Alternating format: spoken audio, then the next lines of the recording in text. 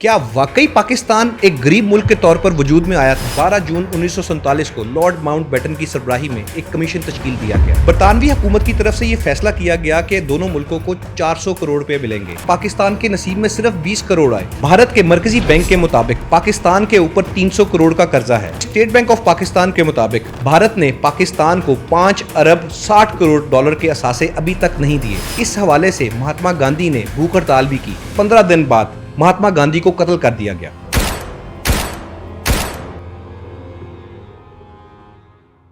क्या आपने ये सुना है कि जब पाकिस्तान आजाद हुआ तो पाकिस्तान के पास कागज को नथी करने के लिए पिन भी मौजूद नहीं थी? आज हम बात करेंगे कि जब पाकिस्तान आजाद हुआ तो पाकिस्तान की माशी हालत क्या थी और क्या पाकिस्तान एक वाकई गरीब मुल्क था। आज हम इस सब सवालों के जवाब ढूंढेंगे। हमारे साथ रहें। I know great responsibilities lie ahead. And I naturally reciprocate these sentiments and we greatly appreciate his assurance of sympathy and support. 3 जून 1947 को जब तकसीम हिंद का प्लान पेश किया गया तो ठीक 9 दिन बाद 12 जून 1947 को लॉर्ड माउंटबेटन की सरबराही में एक कमीशन तश्कील दिया गया।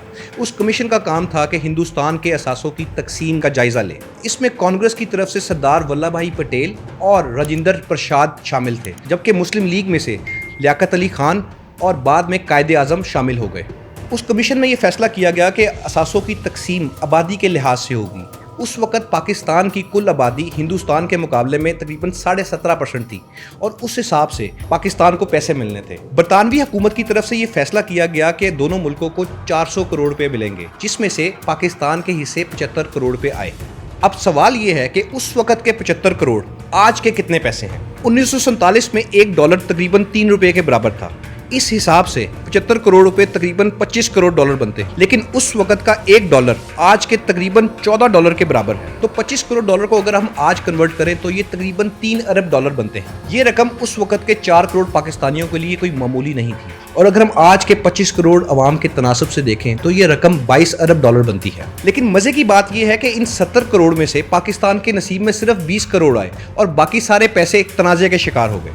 I tried the same technique with him as I'd used with Gandhi.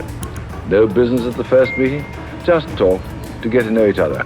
तारीखी दस्तावेजात के मुताबिक भारत ने पाकिस्तान को 55 करोड़ रुपए देने से इनकार कर दिया, क्योंकि उस वक़्त पाकिस्तान के हालात कश्मीर की वजह से भारत के साथ काफ़ी कशीदा हो गए थे। इस हवाले से महात्मा गांधी ने भूख हड़ताल भी की। दिलचस्प बात यह है कि भारत 15 जनवरी 1948 को रजामंद हो गया पैसे देने के लिए और ठीक उसके 15 दिन बाद महात्मा गांधी को कत्ल कर दिया गया। At 5:12 p.m., Mahatma Gandhi, the father of the nation, was shot at point-blank range 3 times and he died 15 minutes later. जनवरी 1948 में गांधी जी ने दिल्ली में अपनी जिंदगी का आखिरी भूख हड़ताल शुरू किया। उनका मुतालबा था कि हिंदुस्तान पाकिस्तान को उसका जायज़ हिस्सा फौरी अदा करे। वो कहते थे ये पैसा पाकिस्तान का हक है, इसे रोकना नाइंसाफ़ी है। उनकी इस हड़ताल ने हिंदुस्तान की हुकूमत पर दबाव डाला। लोग गांधी जी के जज्बे से मुतासिर हुए और बिल आखिर हिंदुस्तान ने 55 करोड़ रुपए पाकिस्तान को अदा किए। गांधी जी का एहतजाज सिर्फ पैसों के लिए नहीं था, वो चाहते थे कि दोनों ममालिक के दरमियान एतमाद बहाल हो। उनका पैगाम था कि नाइंसाफ़ी से नफरत जन्म लेती है और अमन के लिए इंसाफ ज़रूरी होता है। अगर हम सिर्फ रकम देखें तो आज के हिसाब से पाकिस्तान को 3 अरब डॉलर मिले, जो कि एक अच्छी खासी रकम थी। लेकिन पैसे होना काफ़ी नहीं है, इसके लिए पैसों को इस्तेमाल करने का निज़ाम होना ज़्यादा ज़रूरी है। पाकिस्तान को सबसे बड़ा चैलेंज था नकल मकानी का। लाखों मुहाजिरीन पाकिस्तान आ रहे थे और उनके लिए उनको सेटल डाउन करने के लिए वसाइल की ज़रूरत थी। और दूसरा बड़ा चैलेंज था बैंकिंग सिस्टम का। पाकिस्तान के पास बैंकिंग सिस्टम मौजूद नहीं था। 1948 तक पाकिस्तान और इंडिया की एक ही करेंसी थी, जिसे reserve bank of India control करता था और 3400 ब्रांचों में से सिर्फ 631 ब्रांचें पाकिस्तान में थीं। पाकिस्तान को न सिर्फ बैंकिंग निज़ाम बनाना था बल्कि अपनी करेंसी भी तारुफ करवानी थी। 1948 में स्टेट बैंक ऑफ पाकिस्तान कायम हुआ और उसके बाद पाकिस्तानी रुपया मार्केट में आया। लेकिन उस वक्त तक पाकिस्तान में माशी निज़ाम को चलाना एक बहुत बड़ा चैलेंज था। लेकिन अगर हम आज की बात करें तो पाकिस्तान की इकॉनमी दुनिया की 26वीं बड़ी इकॉनमी में शामिल होती है और पाकिस्तान का खुशहाली इंडेक्स में 114वां नंबर है। जब पाकिस्तान आज़ाद हुआ तो पाकिस्तान को पैसा तो मिला, लेकिन पाकिस्तान के पास पैसा स्पेंड करने का इंफ्रास्ट्रक्चर मौजूद नहीं था।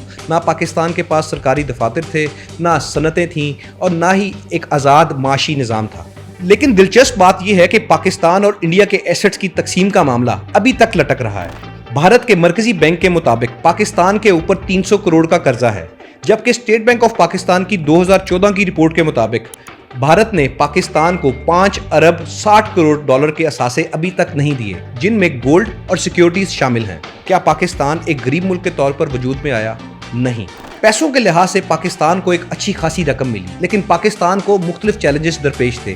आज हम एक एटमी ताकत हैं और दुनिया में 12वें नंबर पर हमारी फौजी कुव्वत है। आइए एक दिलचस्प इकोनॉमिक कंपटीशन पर नजर डालते हैं, जहां हम पाकिस्तान और इंडिया की मईशत को 1947 से लेकर 2025 तक परखेंगे। 1947 में दोनों ममालिक एक ही नुक्ते से शुरू हुए। पाकिस्तान की इकोनॉमी ज़राअत पर रिलाय करती है, जबकि इंडिया ने सोशलिस्ट मॉडल अपनाया। हैरत अंगेज बात यह है कि 1970 में पाकिस्तान की पर कैपिटा इनकम इंडिया से 46% ज़्यादा थी, लेकिन 1991 में इंडिया की इकोनॉमिक रिफॉर्म्स ने सब कुछ बदल दिया। आज 2025 में इंडिया की इकोनॉमी 4.1 ट्रिलियन डॉलर की है, जबकि पाकिस्तान की 411 अरब डॉलर, यानी 10 गुना फर्क। इंडिया की पर कैपिटा इनकम 2,850 डॉलर है, जबकि पाकिस्तान की 1,824 डॉलर है। इन्फ्लेशन में भी फर्क है। पाकिस्तान में 2023 में 38% इन्फ्लेशन थी, जो गिरकर 4.9% हुई, लेकिन इंडिया ने इसे 4.2% पर मुस्तहकम रखा। फॉरेन एक्सचेंज रिजर्व्स में इंडिया के 686 अरब डॉलर के मुकाबले में पाकिस्तान के 16.64 अरब डॉलर हैं। एक्सपोर्ट्स में इंडिया 780 अरब डॉलर के साथ ग्लोबल सप्लाई चेन का हिस्सा है, जबकि पाकिस्तान की एक्सपोर्ट्स